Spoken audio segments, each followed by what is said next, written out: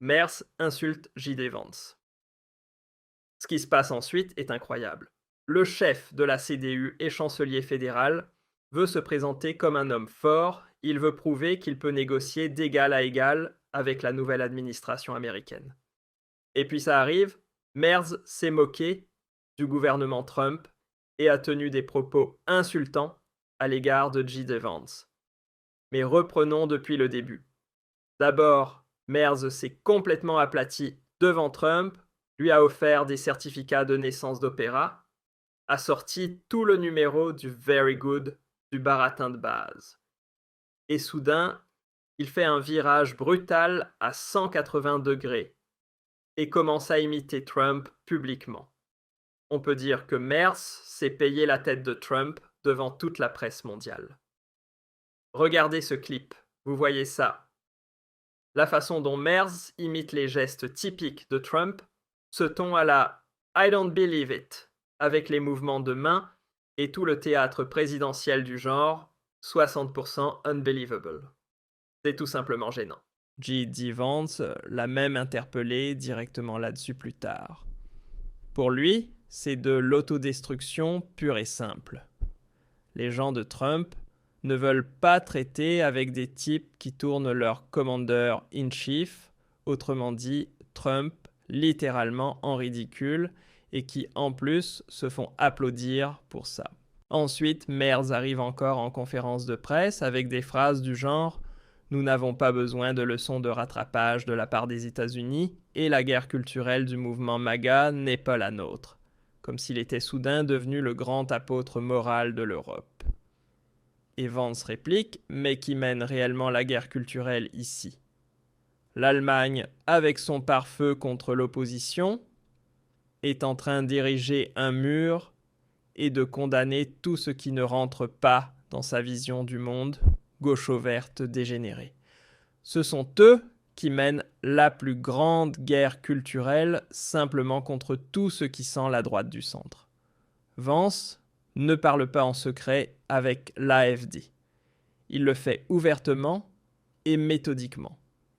Il s'est entretenu personnellement et longuement avec Alice Weidel. Il est en contact direct avec Tino Kruppala. Il connaît les analyses de Björn Höcke. Il a tout écouté attentivement les conséquences de l'immigration massive incontrôlée, le suicide économique provoqué par la sortie du nucléaire, la restriction rampante de la liberté d'expression et la désindustrialisation de l'Allemagne. Sa conclusion est dévastatrice. L'opposition avait raison. L'alternative pour l'Allemagne avait raison depuis le début. Merz s'attaque directement. Aucun vice-président américain ne me dira avec qui je dois parler en Allemagne. Il souligne que la CDU ne coopérera jamais avec l'AfD et qualifie l'ingérence de Vance dans les élections allemandes d'inacceptable, surtout entre amis et alliés. Vance lui décrit le fameux cordon sanitaire, pour ce qu'il est réellement un outil antidémocratique destiné à réduire au silence des millions d'électeurs. Un parti qui dépasse les 27% au niveau national et domine à l'Est ne peut pas être durablement exclu simplement parce qu'il dérange le cartel du pouvoir des anciens partis. Merz essaie encore de se défendre. Il bredouille quelque chose sur les affaires intérieures, mais sa voix flanche. Merz avait déjà déclaré auparavant que les États-Unis ne devaient pas s'immiscer dans les affaires allemandes. La peur se lit sur son visage. L'opinion publique mondiale voit désormais clairement la situation. La CDU préfère administrer le déclin plutôt que de travailler avec la seule force réellement politique et réaliste du pays. Et puis Vance fait exploser la bombe suivante. Pas de formule rhétorique creuse, mais des faits nus brutaux. L'Allemagne mène actuellement et de très loin la politique énergétique la plus stupide de toute la planète. La phrase fait mouche. Vance développe. Vous avez fermé des centrales nucléaires ultra-modernes, parfaitement fonctionnelles, parmi les installations les plus sûres au monde. Et pourquoi ? À cause d'une vision d'alerte verte purement idéologique, pendant que le reste du monde fait exactement l'inverse. La Chine construit plus de 50 nouveaux réacteurs. La Russie en construit de nouveau, l'Inde en construit même, la France prévoit des extensions massives, et l'Allemagne joue au champion moral du monde tout en précipitant sa propre industrie dans les ruines. Et par quoi remplacez-vous cette électricité? Vous achetez du gaz de schiste américain hors de prix. Pire encore, vous importez du gaz naturel liquéfié russe par des détours via l'Inde et le Qatar. Vous payez 3 fois le prix et vous faites comme si vous aviez les mains propres. Ce n'est pas de la protection du climat, c'est un suicide national, c'est une auto-flagellation économique. Dans la salle, un silence gêné règne parmi les représentants des anciens partis, mais plusieurs sénateurs américains hochent la tête, certains applaudissent même. L'absurdité de ce que Habeck et Scholz vendent comme un succès est ici révélée pour ce qu'elle est, une mauvaise blague aux frais des contribuables allemands et de l'économie allemande. Mais Vance n'en a pas encore terminé. Son ton devient plus dur, plus froid. Maintenant, il est question des droits fondamentaux. Ils enferment leurs propres citoyens parce qu'ils ont la mauvaise opinion.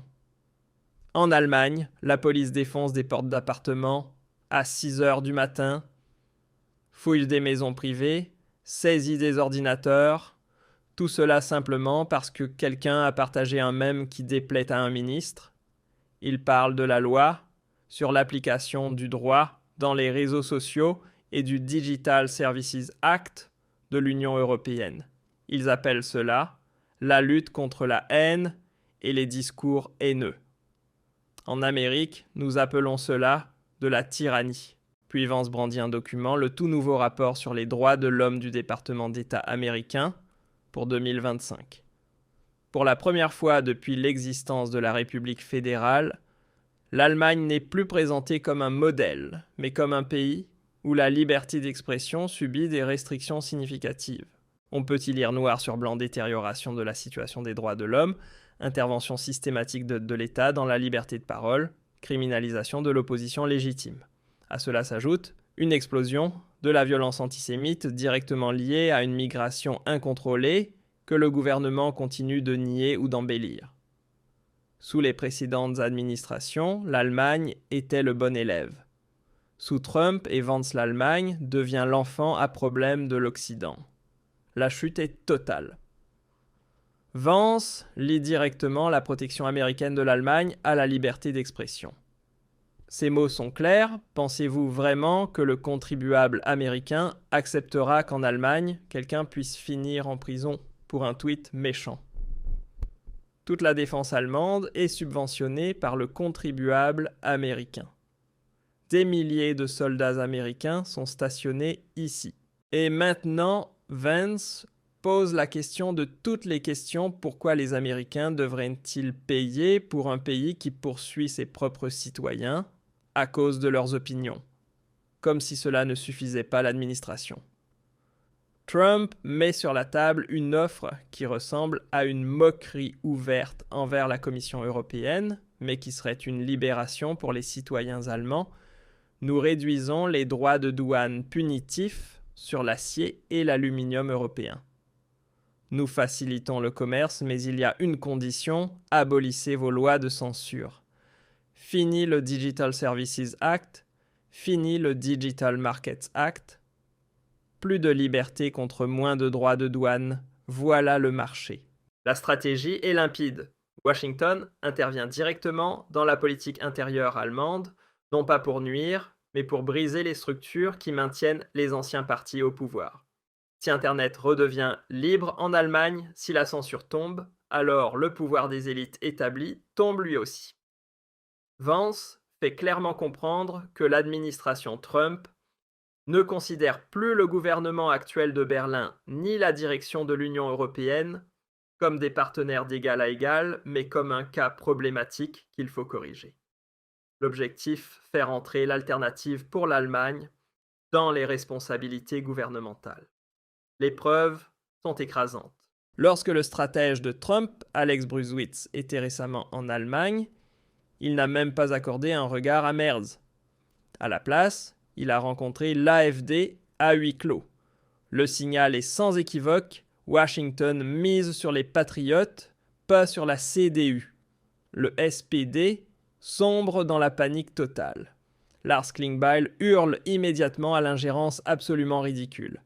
Alice Weidel lui a alors adressé des mots très clairs. Klingbeil ferait mieux de s'asseoir.